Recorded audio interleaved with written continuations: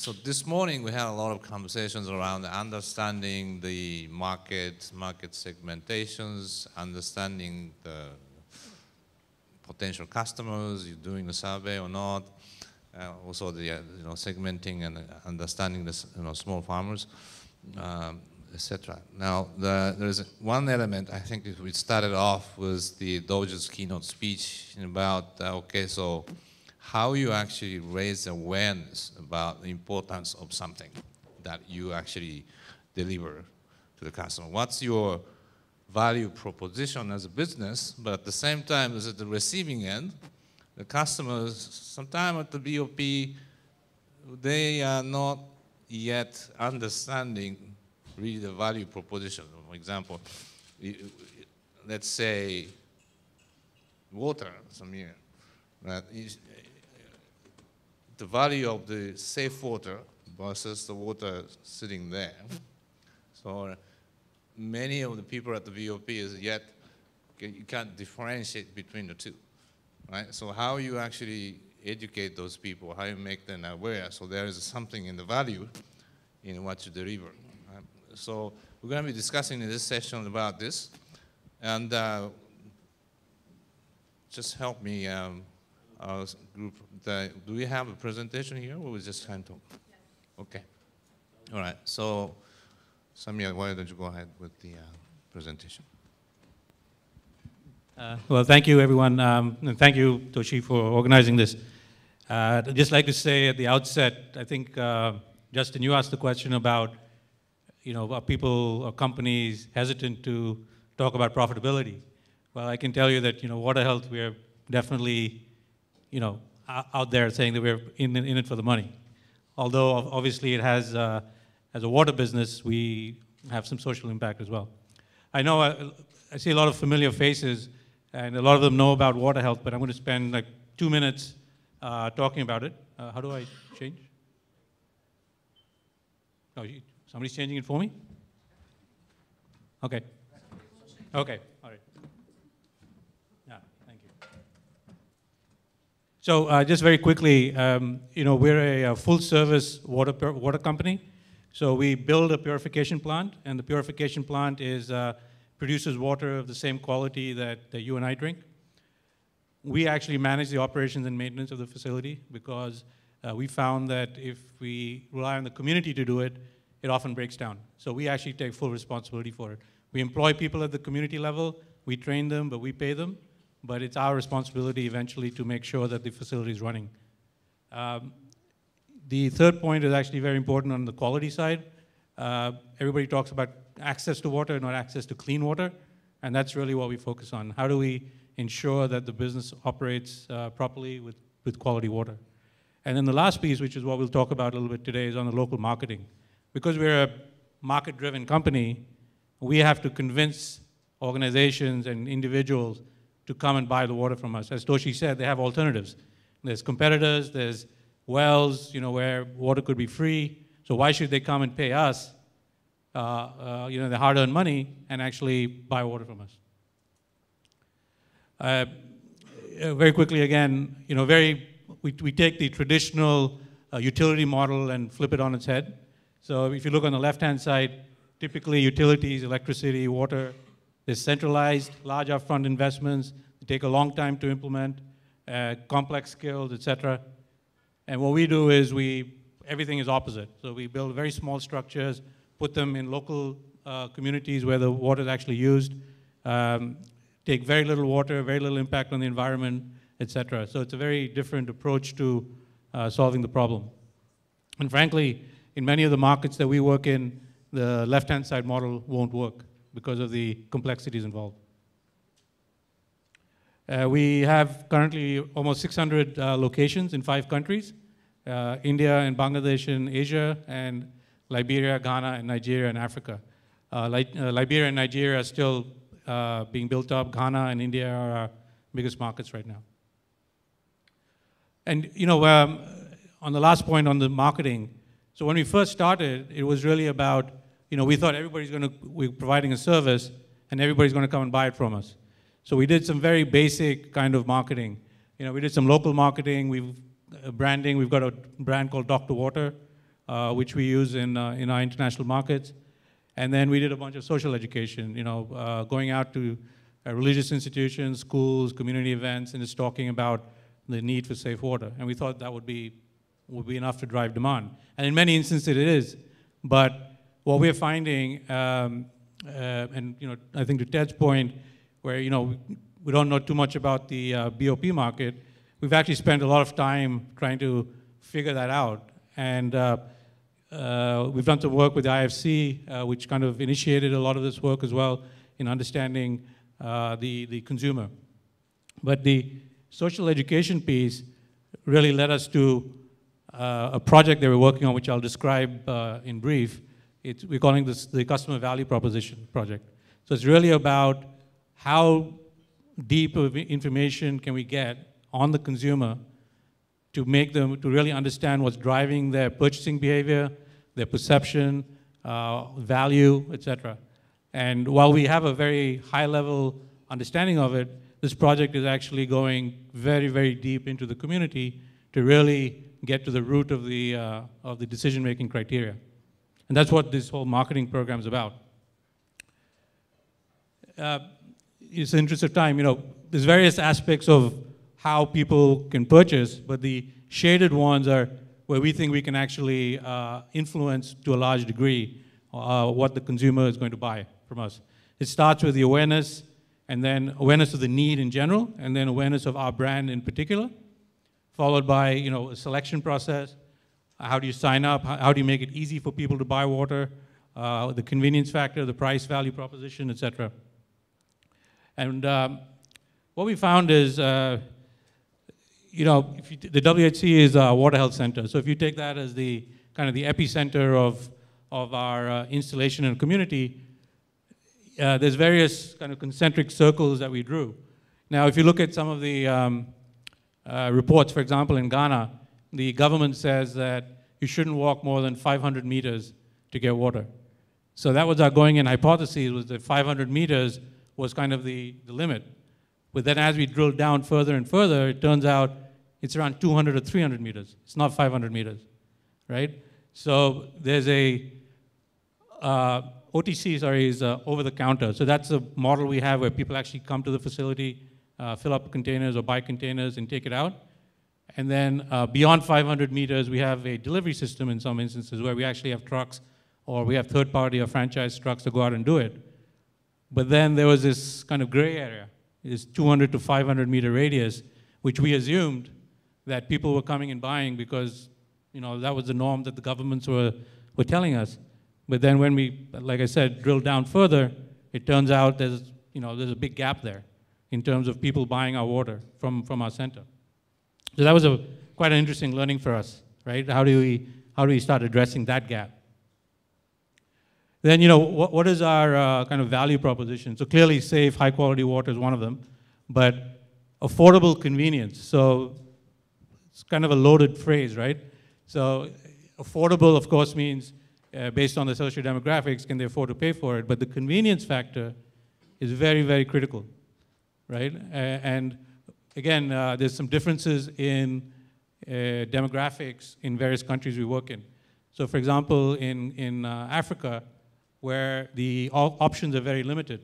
So you've got primarily the OTC model, the over-the-counter model, and people were coming and buying water from us because they didn't have any alternatives. But then in India, people have alternatives, so their preference factor is much higher. So now they want convenience, and not just convenience, but they want to deliver to their doorstep. And not just deliver to their doorstep, they want to deliver at 8 o'clock in the morning every day without fail, right? So there's a level of sophistication in the market that develops. We're now seeing in Ghana, where first they just wanted water. Now they're saying, we have water, now we want sweet water. So we have to put in extra purification so that they can actually get water that they will drink more of, right? As opposed to using it for general purposes like washing and bathing. And then, in addition to that, they're asking for delivery and convenience. So the markets kind of evolve over time. They're not a static picture. And also what we find is that the preference curve goes up very, very quickly. It's not a extended period of time where today they want just basic water, and a year later they want clean water, drinking water, and a year later they want delivered water. It's happening in a very, very compressed time frame. So that's made us change our business model a lot as well, because now we have to start putting these extra features in much earlier in our process than we were doing before. Just some quick observations. So we've picked a few communities, and we've gone in and evaluated in some detail on what's happening there. So, for example, purified drinking water exposure. The community is fairly sophisticated in that. They understand clean water, they understand purified water. Our brand is also fairly well known in that community. There's substantial market demand, but there's a lot of competition. There's free purified water. There's I think, I'm not sure who mentioned it earlier, but about NGOs going in and providing a free service, which actually affects the private sector. So we are experiencing that in this community where you have a foundation essentially providing clean water for free, right? So that's one of our competition. And then you've got more market-driven competitions as well. Can usage, packaging is not something that we think about too much, but it drives a lot of the perception of what the quality of the water is. For example, in Ghana, people come in with big containers, empty containers, big bowls of water, and they take it. And the perception is that that water is not necessarily good for drinking, even though it's clean and purified for drinking, right? But if you package it and put it in a bottle and you put a lid on it and seal it, even if it's the same water, the value perception changes dramatically. And they'll pay 5 times as much for it, even though it's exactly the same water, right? So there's a lot of evolution in the marketplace that has happened that's changing the dynamics. And for us too, it's causing us to rethink our container model, right?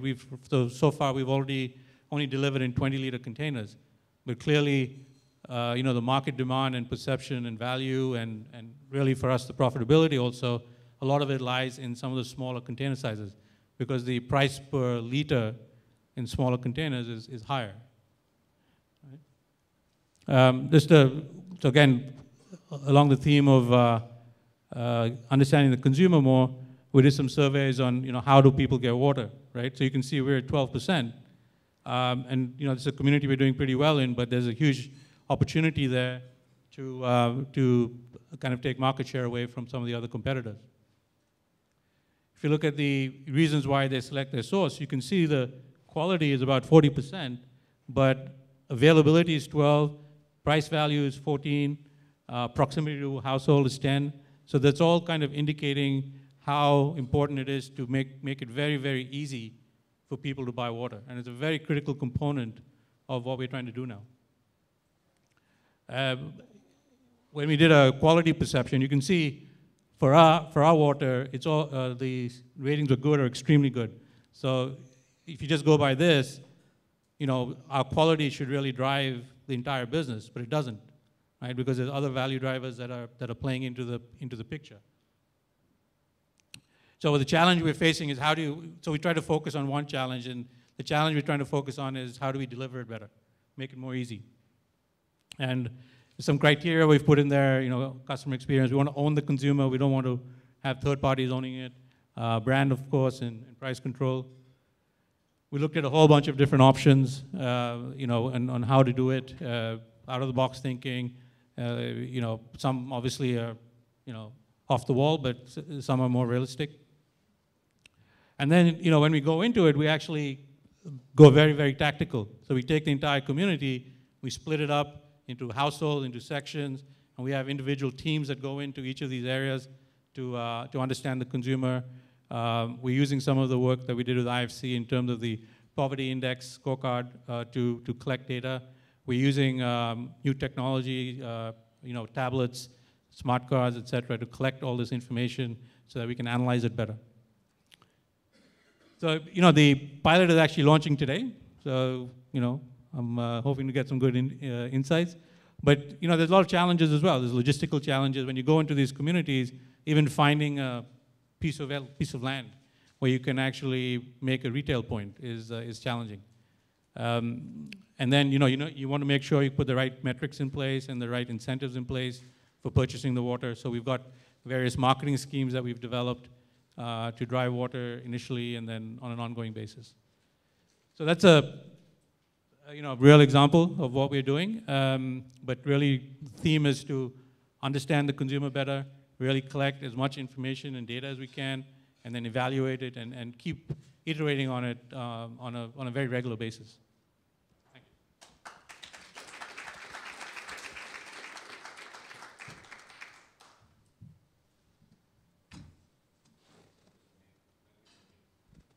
Thank you, Samir. And I think it's we're pressed by time, so maybe we can go just straight to Ashok, your presentation.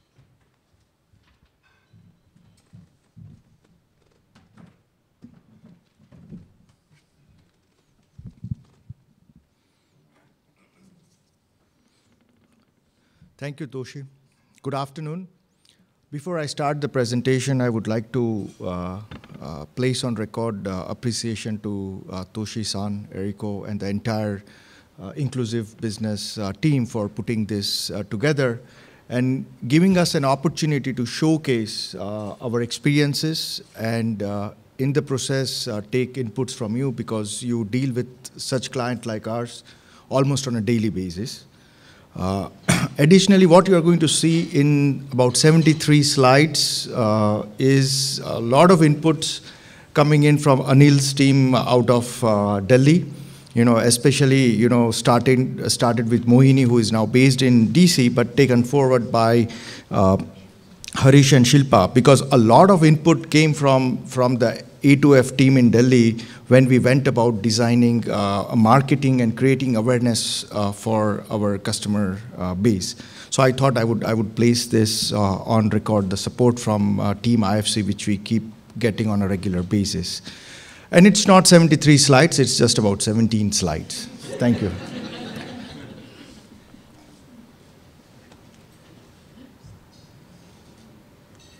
All right. Just a brief introduction about who we are. We are a company which is promoted by Diwan Housing and International Finance Corporation, IFC. You guys have a 20% stake in us and a nominated board seat. DHFL is a 29-year-old housing finance company based out of India, which specializes in providing home loans to low middle income segment over the last 29 years. And we are a registered housing finance company. Our regulator is a National Housing Bank. Again, IFC works very closely with NHB.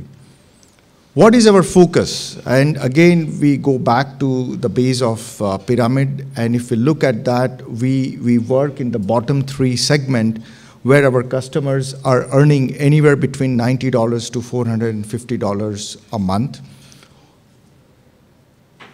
What are the kind of loans we do? We provide home loans only up to $22,000 or 80% of the cost of the property, but of course the property cost need not be more than $24,000, $25,000. That's where we stop. We don't go beyond that. So essentially we have to work with the base of pyramid and overcome the challenges, make the business sustainable, make it profitable, so IFC also gets its dividends year on year. So who are our customers? If we look, our customers are those who earn between $90 to $450. Their earnings are from salary or small businesses. The salaried individuals are low-pay government servants or in the private sector. They can be drivers, they can be peons, they can be ticket checkers in the railways, they can be security guards, or they would be small businessmen running a very small mom-and-pop kind of store, grain, garment traders, tailors, eating joints, etc., etc. Some of the photographs you see over there. Now, when we go about this set of people, because see, they are not very highly educated, we find challenges in giving credit to them. What are some of the typical challenges which we face? And that's where we go about creating awareness. That's where we go about creating marketing campaigns so that they get inclusive into this, take a home loan from an organized credit and build a credit history, which opens up doors for various financial services for the future.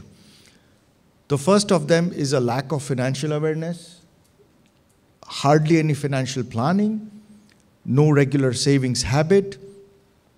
They are not even aware of a repayment awareness because they have never taken any loan from an organized sector. It starts with the financial awareness, so they don't know whether they can go and take a home loan.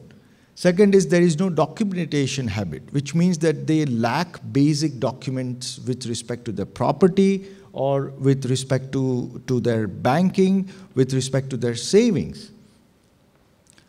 And of course, the lack of product knowledge. My monthly income is about less than $150. Am I eligible for a loan? If I'm eligible for a loan, what kind of documents do I need to provide? If I need to buy a plot or if I need to construct a house, what are the documents I need to get? What are the permissions I need to get so that I can get it moving? These are the basic fundamental challenges which our team faces on a day in, day out basis because we operate again in 7 states of India. Each state has its own real estate policies. So for us, it's like operating in 7 different countries because what may be true in a UP may not necessarily be true in a different state. So we go about finding solutions for each of those. And that's where the brand proposition of Aadhar comes into the picture. What does Aadhar mean? It means foundation. We lay the strong foundation for the dream home. And that's where at every stage, be it consultation on their eligibility, helping them budget for the house, providing them finance, giving them legal and technical verification. Now, technical is again from a US parlance, the requisite permits for doing construction, and construction of property selection. Of course, these are not done on a free basis. There is a fee which is paid by the customer because ultimately we are running a business which needs to be viable. But these are the services which otherwise customer may not be even aware of. So today he gets those services as a one-stop shop from us when he applies for a home loan. And that's how we promote the financial inclusion with enabling the vision of our founder chairman, that providing a roof to every Indian and enabling housing to the segments which are so far have been neglected. We simplify the complex informations, which you will see in the next few slides. Now, again, the basic 3 fundamental challenges which we face is creating awareness with respect to financial, legal, which is the title of the property, and the technical, which are building permits, construction permit, and so on and so forth. Generating demand, how do we go about generating demand on a sustained basis, which means you bring the stakeholders and the customers together. Stakeholders can be your builders, developers, colonizers, and various others who are involved in this development activity. Third is communicating the value proposition. How do you enhance the product so that the customer is able to understand that better in his own way? Now, on the creating awareness, we came up with 2 such things, which is Aadhar Sanyog, which I will request Farah to the link. Aadhar Sanyog is branded, but it is nothing but an awareness drive where we have interactive sessions with low income and the middle income group colonies. Now, what you see over there is through those activities, we get those prospective customers and we create awareness that, look, if you are a driver, or if you are a security person, you are still eligible for a loan. It's not that you are not eligible for a loan. And we go about creating awareness. We get the leads, which gets passed on to our executives who take it forward. Because over there, we bring all the know-how at the doorstep of our prospective customers. And go back, Farah. Similarly, we have what we call as Paravar Shivir, which is nothing but consultation camps. Now, those are the camps where you interact with those prospective customers who were earlier a part of the awareness drive, who is now interested. he now comes and gets into consultation with our counselors. That's where he gets to know that, okay, I have these 2 documents, I need to get these 3 documents more. How can you get these 3 documents is what we do in those consultation camps. That's why you see them seated, and there is a consultation which goes on with our prospective customers who come back. We need to go back. So this is where we create this kind of awareness.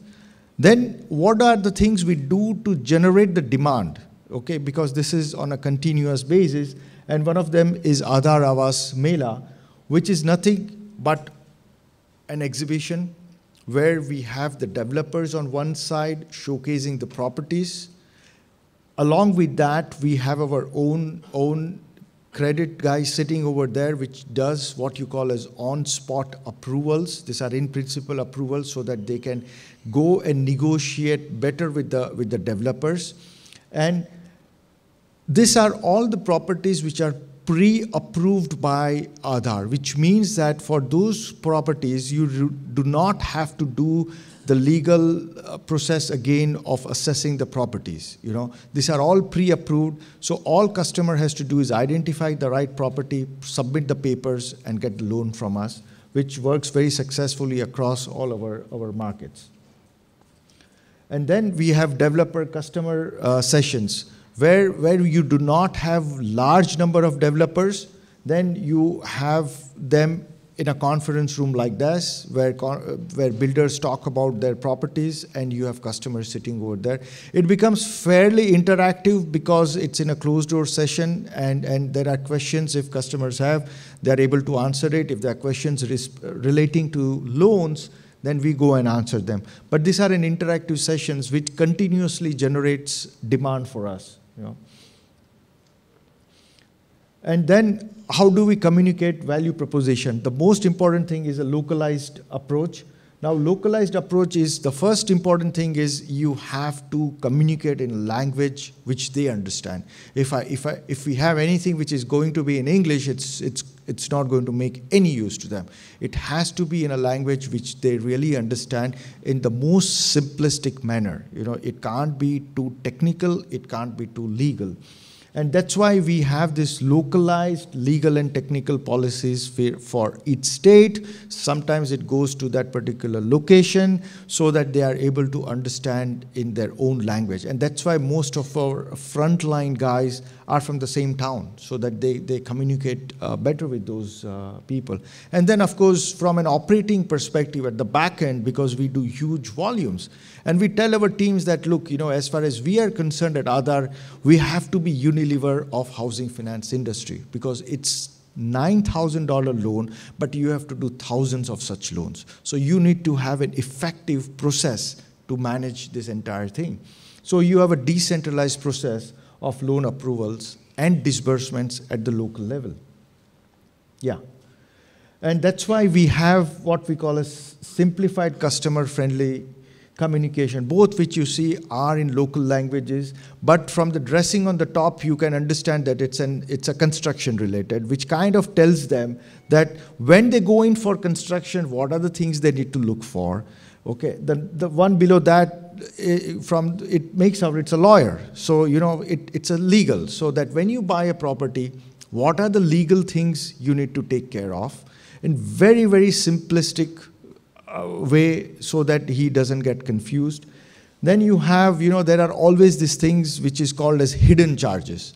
Well, as far as Aadhaar is concerned, there are no hidden charges. We communicate upfront to the customers in the language which they understand, that these are the charges, these are the fees which are payable by you. In a situation your check is not honored, these are the charges which you will pay, and so on and so forth.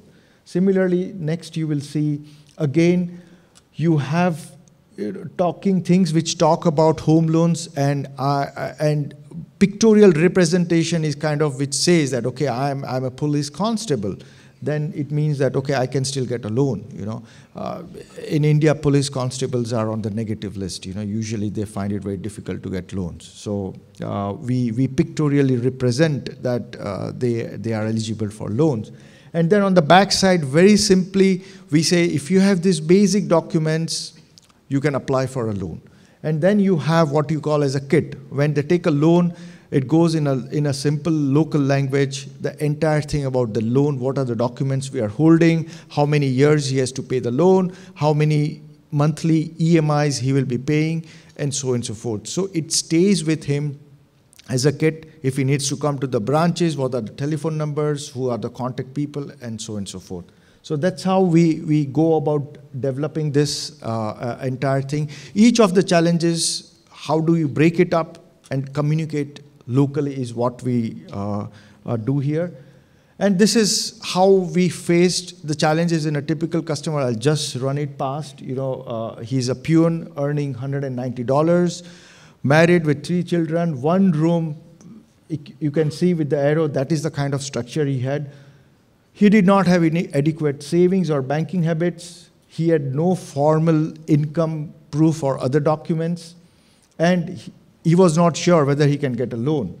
So we converted these challenges through what we explained earlier. He came into one of our Parawar Shivir or consultation camps, and we informed on the savings required, got the document from him, helped him getting his documents right, some of them through our lawyers with respect to his property. We assisted in preparing his maps, submitted for approval so that he gets his construction permit. And we disbursed a loan of $3,700. His house is back, you can see, and now he has 4 kids. So he's really very happy. What is the outcome? Last year in Tokyo, we talked about some 3,500 customers. Today we have close to 7,000 customers and growing. 86% of our customers are earning below $550 a month. This is truly, truly inclusive business. 25% of them are self-employed. 8% of our loans are dispersed in rural areas, 11% in semi-urban areas. 42% of our customers are paying electronically. Now, this is a big thing because these guys, when you look at the bank passbook, they don't even write a single check, okay? And now we are making them pay electronically. It's 42% because a lot of our locations fall where our central bank do not offer electronic services. As a result, we can't get them.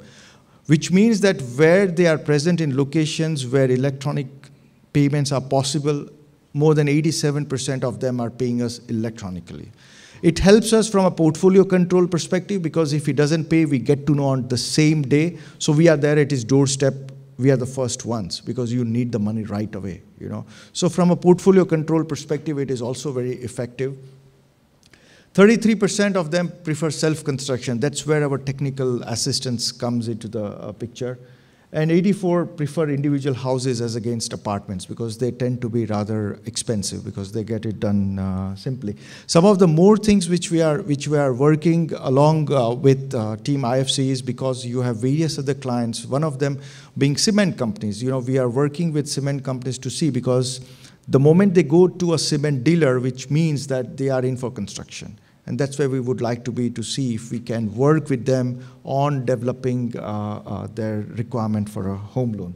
So this is where we are. And of course, the biggest inspiration for us, small company like us, and we have Dr. Kim visiting, interacting with our customer in Kanpur when he was in India on a 2-day trip. On a 2-day trip, first visit to India, taking about, I would say, Anil, it was 12 minutes he spent with us.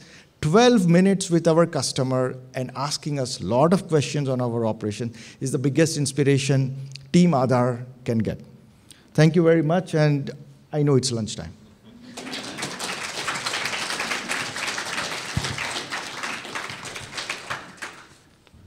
Thank you, Harsha. So I'm instructed now that we only have 4 minutes left before lunch. So usually I ask some questions from the panelists, but let me actually just reverse the process and see if any of you have any questions for both, either Samir or Harsha or both.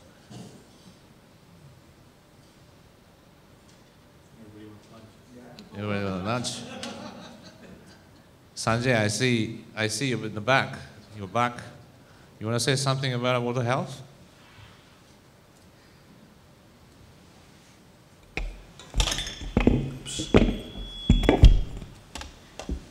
I think you have a better person sitting on the stage with you.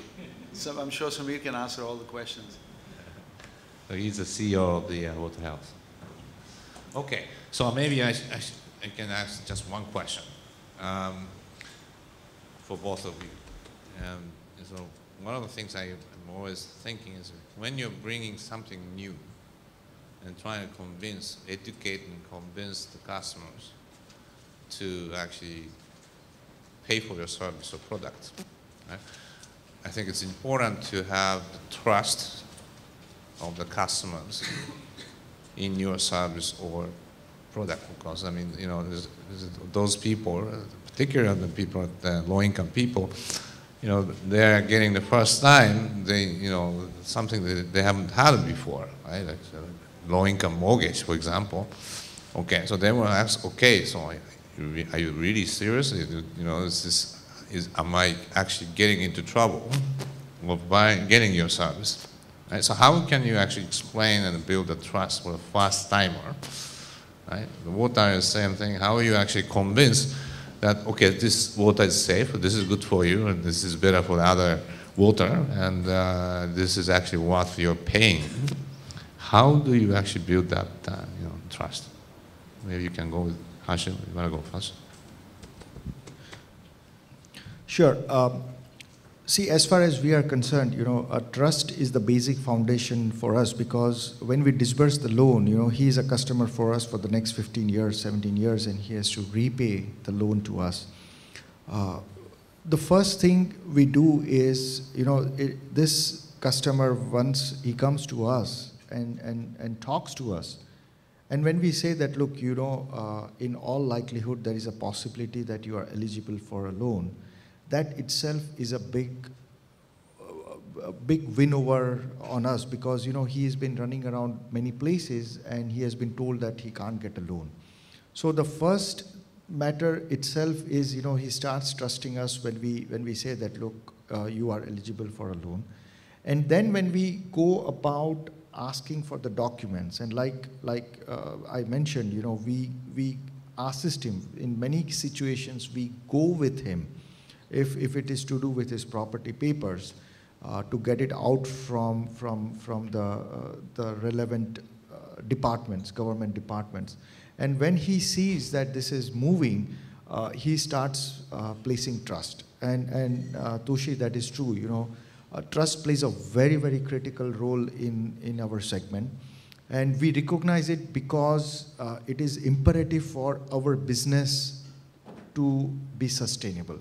Because if they don't trust us and if we don't deliver them on the trust, there is also a very, very strong reference network which works in this segment. If one police constable gets the loan, he's going to tell all his colleagues that, look, I got my loans approved from here. And we will have one reference leading to another. So trust is something which is an integral part of our entire processes, and we work very closely with the customers in ensuring that we are able to deliver once we make their expectations clear to them. Yeah, I think for water, it's a little bit more intangible, right? You see a glass of water, you know, one could be impure and one could be pure, and it's very difficult to actually, even, you know, for us even to say which one is the clean one, right? So there's a few different things that we do for that. One is we actually post the results of our regular water quality tests at our water health center, so people can actually come and see on a regular basis that the water they're drinking has passed the test, and it's an independent laboratory that does this, so they can see the results.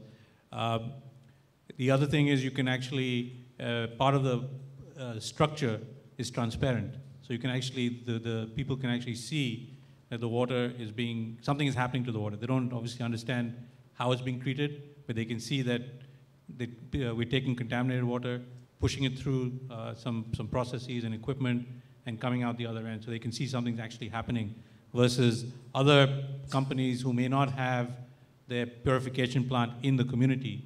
They, for example, people, some organizations truck water in these tankers. So the genesis of that water is not known. But our water, they know that it's sourced locally and it's purified locally, and the water results are there. The other thing we've done in the past, and we're reinventing it a little bit, is we do these microscope tests, right? So we have these community events, and we take dirty water and put it under a microscope, and you can actually see all the microbiological stuff running around. And then when you take our water, it's not there because we zap it away. And so when mothers see it, it's a big kind of driver of their decision making, because obviously they can't see it in the water, but through the microscope they can. So there's some innovative things that we're doing to show what the difference between regular water is and our water is. So, but it is a huge driver of demand at the end of the day. Toshi? Yes. Yeah. I do want to add to this issue that you were just talking about with respect to water health specifically. I would like to add maybe a couple of other points with respect to the trust aspect. One is this issue of the brand that we are creating for underserved markets. As Samir said, it's a really big issue for the customer to differentiate water that is unsafe from water that is safe. So what we have done is try to create a brand for these underserved markets called Dr. Water. And we are hoping that the customer is going to trust the brand and look for it and reward it with his or her trust. The second element of trust, again, for us is this issue of reliability. Too often in these markets, the availability of water and the quality of water are both uncertain. So the availability of water, if it's uncertain, leads to a peculiar problem where the community member cannot plan his or her day because they're spending all their time in procuring water. But if they know that they can reliably get water at 6 o'clock in the morning, 8 o'clock in the morning, then they can plan their day. So the element of reliability is increasingly an important part of our delivery system. And that also is going towards creating the trust for our brands in these communities.